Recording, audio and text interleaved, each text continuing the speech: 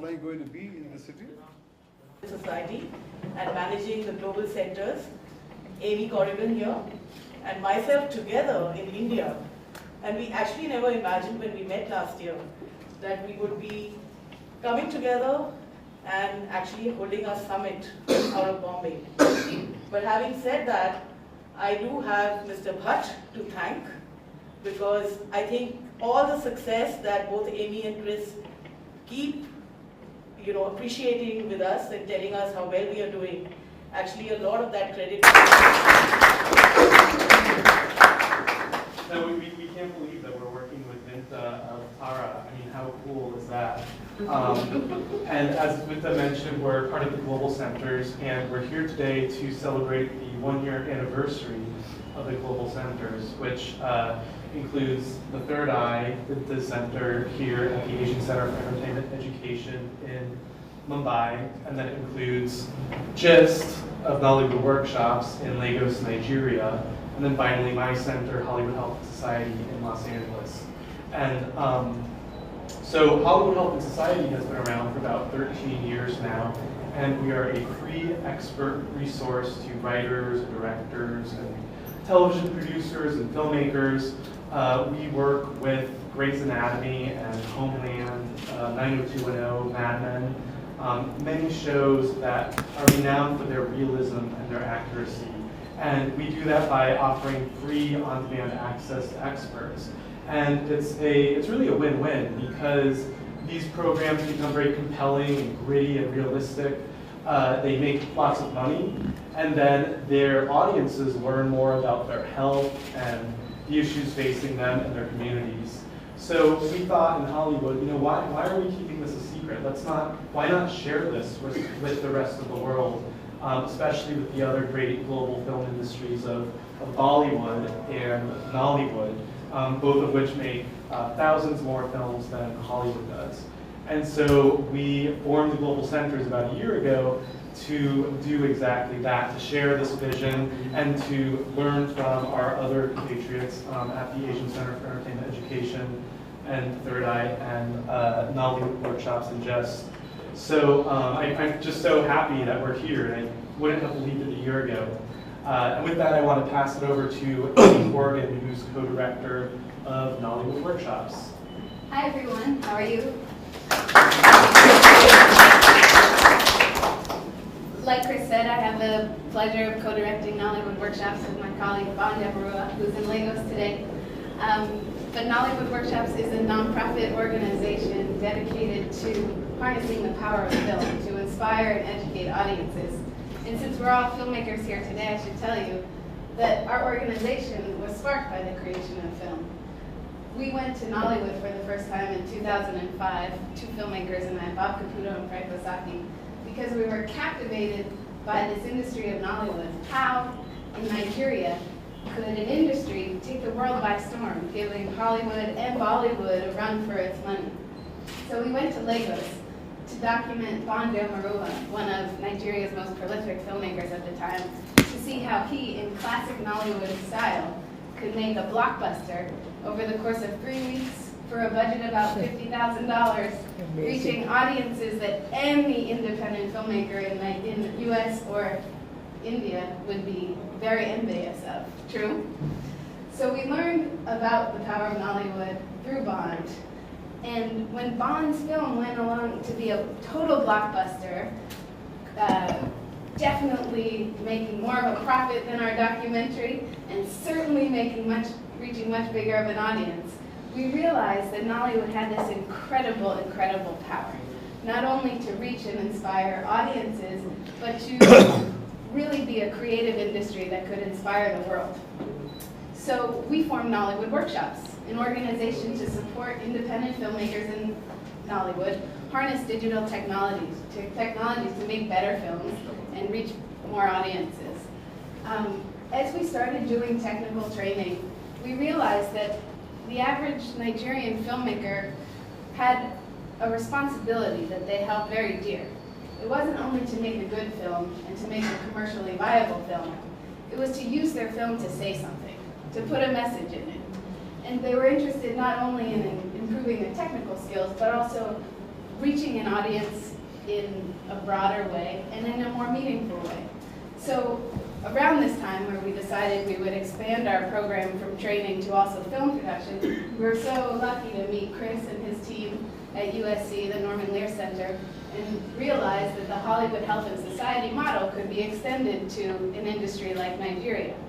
So we launched the GIST program, which will support filmmakers by providing relationships with experts to advise storylines, and also produce films that have storylines to influence health, attitudes about health and other development issues. We're well on our way, just like the Third Eye, and so a year from now when we gather for the Global Summit again, hopefully we'll have some great new films to show for you. But today, we have a very special treat, which is to see a sneak preview of a film, Dazzling Mirage, by the wonderful Tunde Kalani. Mr. Kalani has been a longtime advisor and friend to Nollywood Workshops, and is arguably one of the most prolific filmmakers in Nigeria. His career as a director spans over 40 years. He's a cinematographer, a screenwriter. His films, up to nearly 20 films. He's made 14 films in his time, many that have won awards and screened at festivals internationally. And he, I should say, for the purposes of our mission today, because we're all here as filmmakers who care about the power of storytelling, Mr. Kalani really has modeled for the Nigerian film industry the power of this medium. And he's demonstrated through his films that are not only entertaining and commercially successful, that also you can make an impact with your story. You can inspire audiences, you can spark conversations, and if you're going to tell a story, why not make it count? And I think TK is a wonderful example of that. So I'd like to introduce you and hope we all enjoy his preview today. Thanks.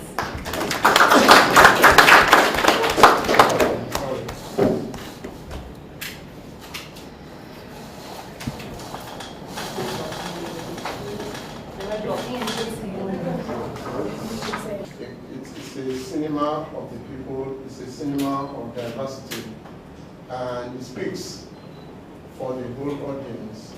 And as far as I'm concerned, I don't believe sometimes in coincidences, because a year ago I was actually in Mumbai, and it was because the governor of Lagos State was visiting New Delhi, and he was concerned about the development of Nollywood, because Lagos is the capital of entertainment, not only in Nigeria, but perhaps in Africa. And was concerned about the development of the industry.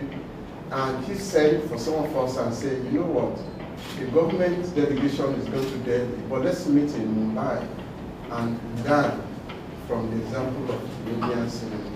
It is certainly complimentary for Nollywood to be compared with Hollywood and Bollywood, but it's a very young industry, and we certainly have a long way to go, because we actually sat with the National Film Development Corporation of India across on the government delegation, and we went back and forth on what India did, and we realized that we have a huge deficit of infrastructure, of institutions, which has made the Indian cinema. So you see, we are inspired by Hollywood and Bollywood, and the inspiration I can relate directly to the Indian cinema, which is a cultural diversity cinema.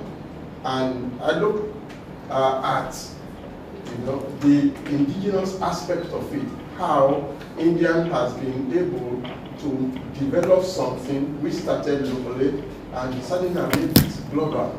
And today we can compare easily over time the progress that's been made in India when you look at the previous movies and you see the contemporary films. And I realized that a lot of investment has been done on the youth, which is now paying off. And so, the same thing we expect, that we can learn a lot, from this industry. And we visited one of the great institutions in India, the Whispering Wood. And they sat across and laughed at us when we discussed issue of piracy on DVD. And they said, well, you know what, we take a note of what we are doing in Nigeria. We had the same problem 25 years ago. So it gives you an idea, of the gap, and working closely, collaboration, co-production with India, we can narrow some of this gap. We don't have to go all the way 25 years, maybe if Nice, and also a filmmaker, producer of the movie The Vow with Channing Tatum and Rachel McAdams. He's also very interested in making socially relevant media. Of course, the man who needs no introduction, Mr. Mahesh Bhatt. He is really the guiding light and the patron saint of the guru behind The Third Eye, and we just couldn't be luckier to have you as part of our crazy adventure here, so thank you.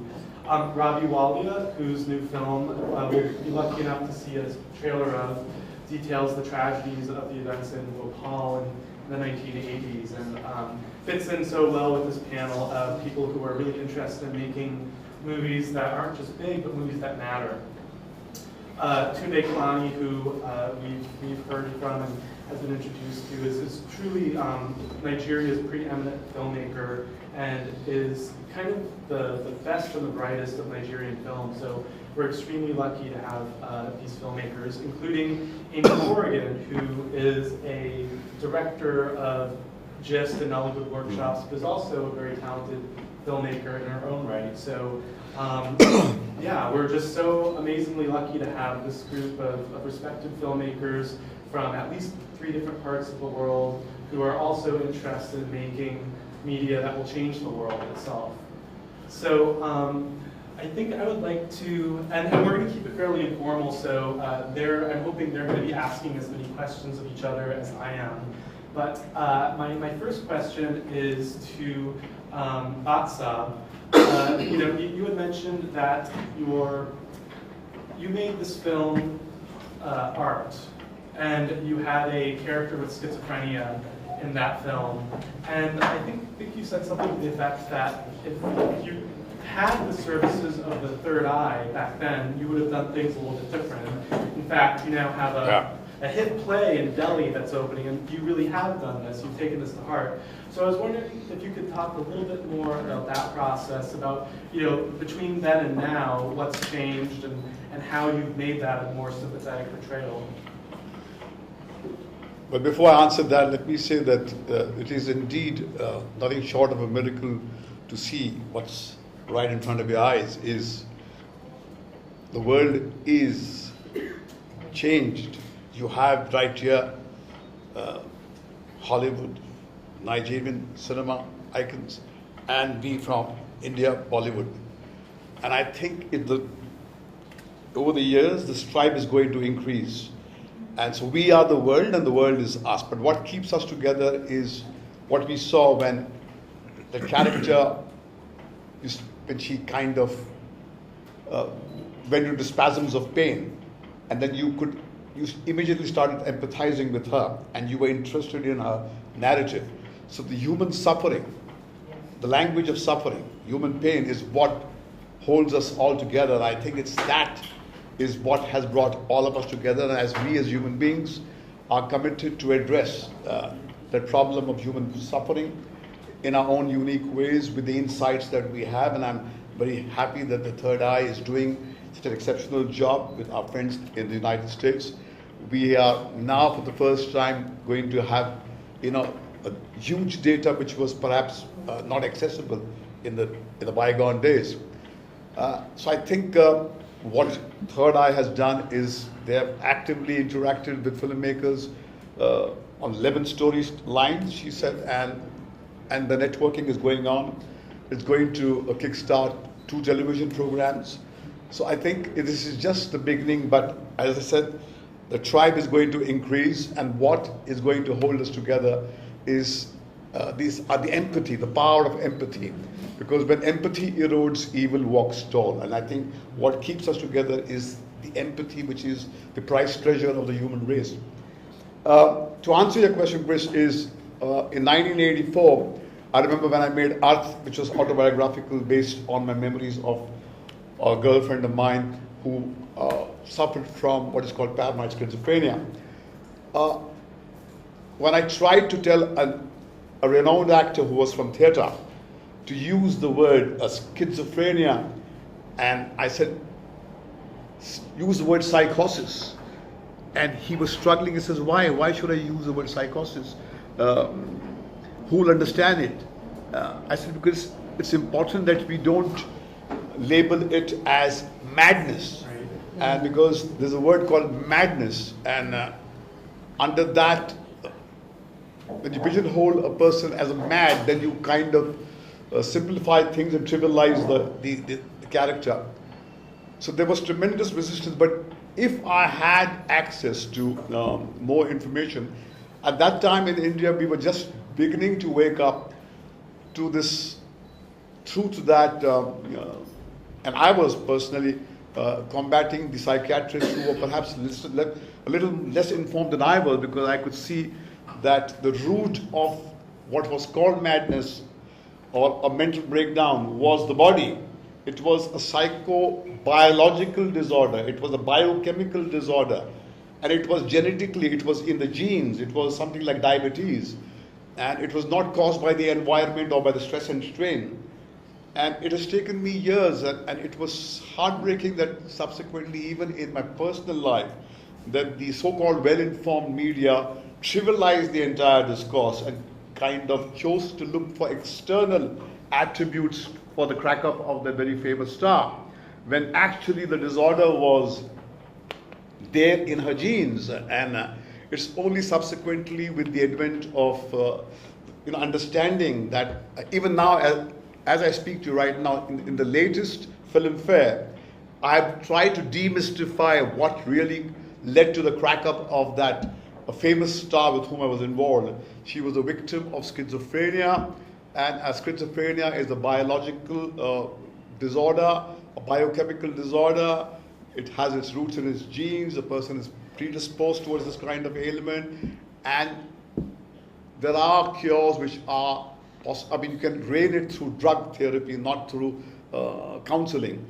So I wish I had access to more information. I would be able to give a deeper insight, and through that film, which has endured for 30 years, and it's still on the shelf, perhaps helped a large number of people who suffer from this ailment. And I think what is indeed, you saw the way everybody was watching.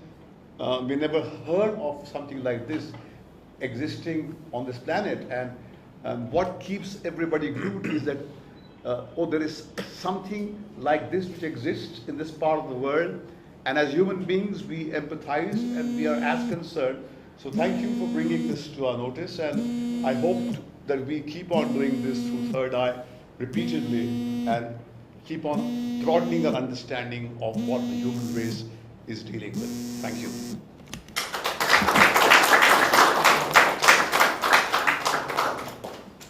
And on that note, thinking about the challenges that you went through making art a realistic, sensitive portrayal, I'm curious what challenges Tunde Kalani had in his film in making the characters seem realistic and accurate and not turn into just farce, because you really do get the sense that these characters are very grounded.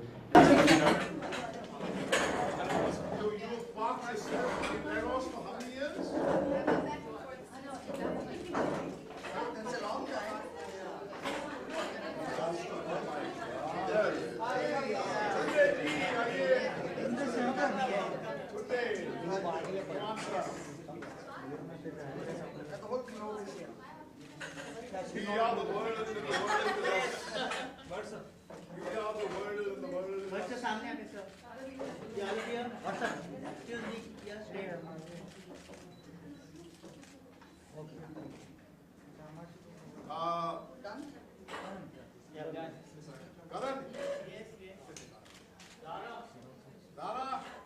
think every filmmaker there's a need to be seen.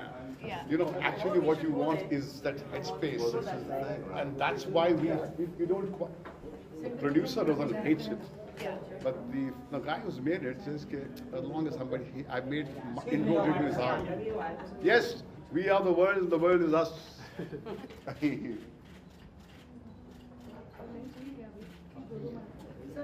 And if you can't sell this picture, shame on you. Sir, it's already sold. What's up?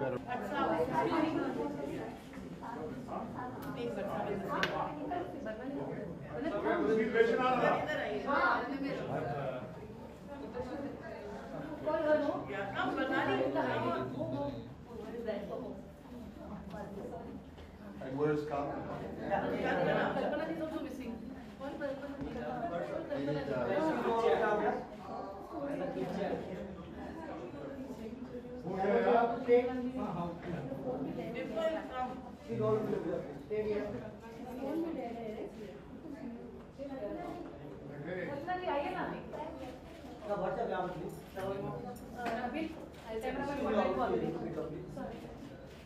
एक minute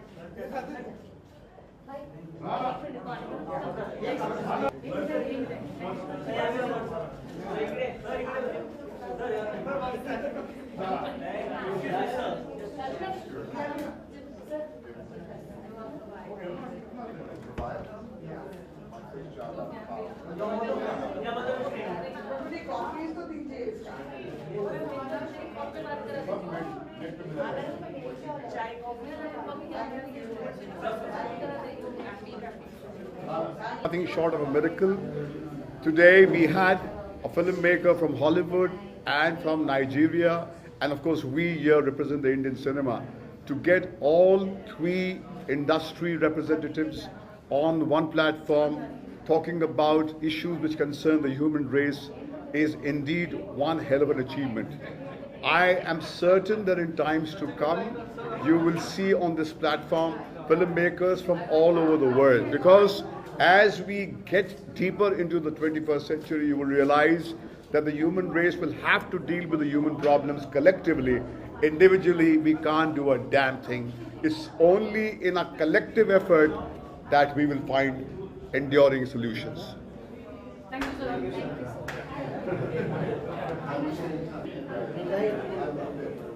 Are we ready? Yeah. Okay. Thank you so much for all of you. Thank you so much. It's wonderful to have all of you over here today.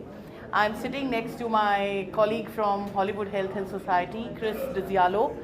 Chris manages the global centers in Nigeria and India, the Third Eye and GIST. The Third Eye is the Indian chapter of the global centers, and GIST is operating out of Nigeria.